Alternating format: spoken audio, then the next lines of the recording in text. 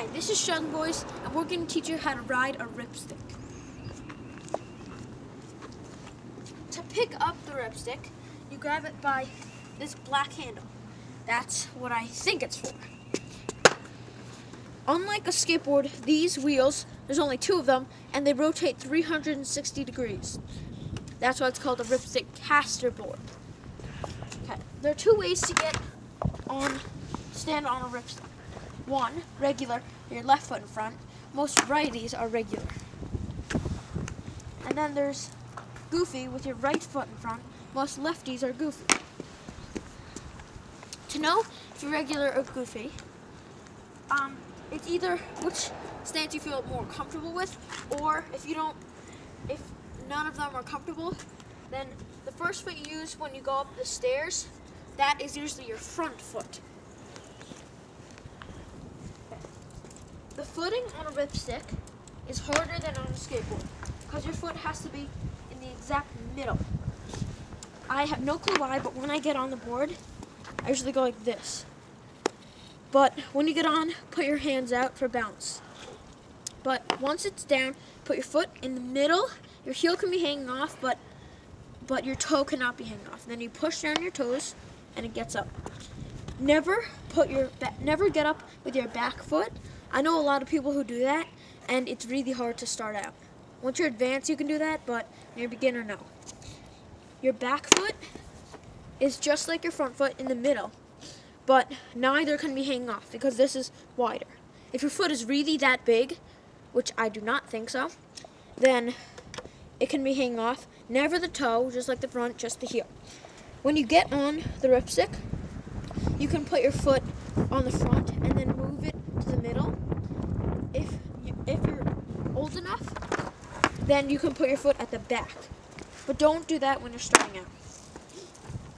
Okay. To start going on a ripstick, it's much harder than on a skateboard because you don't just push. You have to push your back foot, and then you put your foot on the front, and then you move it to the back. I'll show you.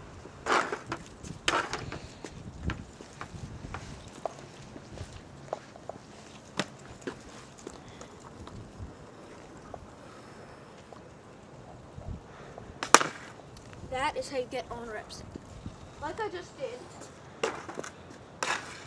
to get off a ripstick, you turn on your heels, which I'll teach you about turning later, and then you kind of turn your body and push down your toes, then step off. You may want to take a couple steps or you're going to fall because you're not used to the ground. You don't have to turn on your heels. You can just push down your toes and step off. It doesn't really matter. Like I said, when you stop to turn, there's a heel side turn where you push on your heels and you go that way. There's a toe side turn. Push on your toes and you go that way.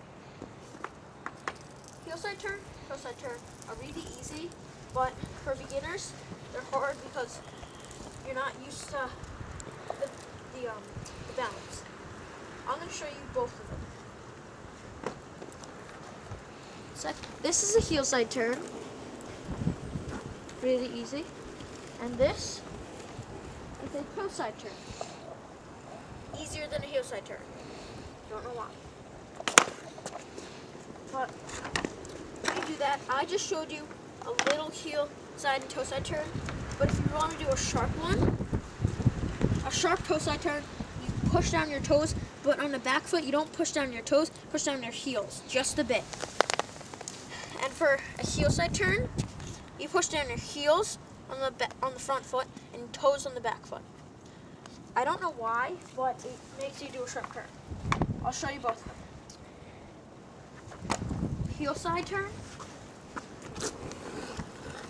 and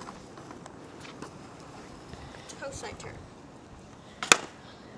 But when you're doing a toe side turn and heel side turn, when you lean on your heels for toe side and toes for back side, just lean on it a bit, not too much or you're going to fall. That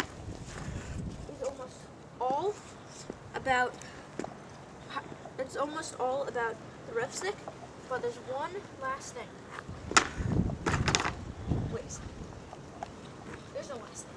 That is pretty much all about ripstick. But it's really hard to do tricks on a Ripstik. It's much harder to do it on a Ripstik than on a skateboard. I don't know why, it's just impossible. That's almost all about skateboarding other than tricks. I mean Ripsticking, except for the tricks, which I said before are really, really hard. Don't try them. That's all about Ripsticking.